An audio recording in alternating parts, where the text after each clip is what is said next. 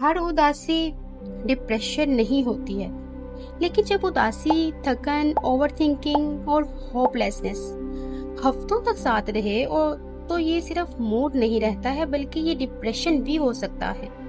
और आज हम समझेंगे कि डिप्रेशन को दो एंगल से किस तरह से अंडरस्टैंड कर सकते हैं।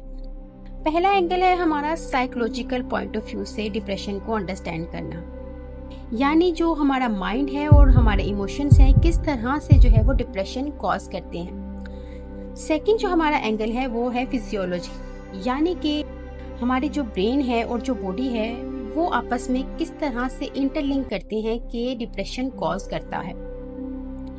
तो बात करते हैं फर्स्ट एंगल की साइकोलॉजिकल पॉइंट ऑफ व्यू से।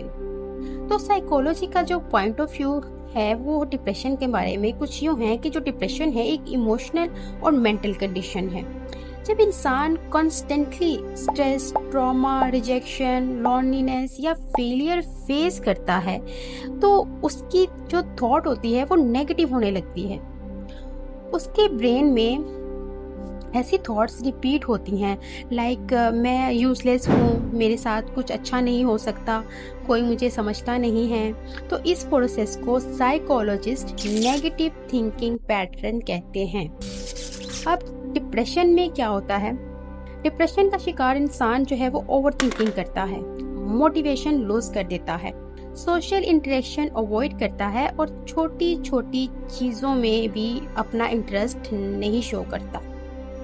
तो कभी कभी डिप्रेशन आपके childhood trauma, toxic relationship, emotional neglect होने की वजह से भी डेवलप हो जाता है।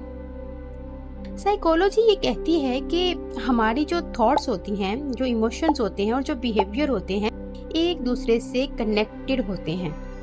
तो अगर थॉट्स नेगेटिव हों तो इमोशंस हैवी हो जाते हैं और बिहेवियर स्लो और आइसोलेटेड होता जाता है, यानी हम लोगों से बिल्कुल ही आइसोलेट हो जाते हैं।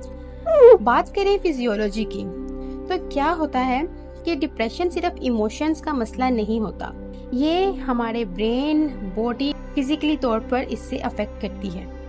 हमारे ब्रेन में कुछ इंपॉर्टेंट केमिकल्स होते हैं लाइक सेरोटोनिन है, डोपामाइन है, नॉन एपिनेफ्राइन है। तो ये केमिकल्स जो हैं वो मूड, मोटिवेशन और हैप्पीनेस को रेगुलेट करते हैं। डिप्रेशन में इन केमिकल्स का बैलेंस होना जरूरी होता है, लेकिन अगर ये केमिकल बैलेंस नहीं रहते हैं तो वहां पर उसमें डिस्टर्बेंस आती है जो कि डिप्रेशन कॉज करती है। तो इस वजह से क्या होता है कि जब ये डिस्टर्ब होते हैं तो आपकी जो एनर्जी होती है वो लो हो जाती है, आपकी जो स्लीप होती है वो डिस्टर्ब हो जाती है, आपकी एपिटाइट चेंज हो जाती है, आपकी कंसंट्रेशन वीक हो जाती है और आपकी जो बॉडी होती है वो कॉन्स्टेंटली टायर्ड फील होती है।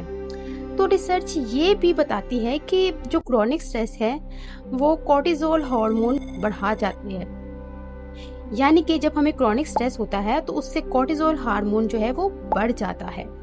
और जब कोर्टिसोल का लेवल जो है वो इंक्रीज करता है तो ब्रेन सेल्स को अफेक्ट करता है, आपकी मेमोरी वीक करता है और एंजाइटी और डिप्रेशन को इंटेंस लेवल तक ले जा सकता है।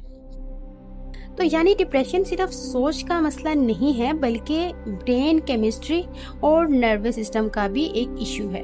तो अच्छी बात यह है कि डिप्रेशन ट्रीट हो सकता है और इसकी ट्रीटमेंट में आपकी थेरेपी आती है या लाइक सीबीटी आती है, ठीक है। उसके अलावा हेल्दी रूटीन है, एक्सरसाइज है, प्रॉपर स्लीप है, सोशल सपोर्ट है और कभी कभी तो मेडिकेशन भी बहुत ज़्यादा हेल्पफुल होती हैं।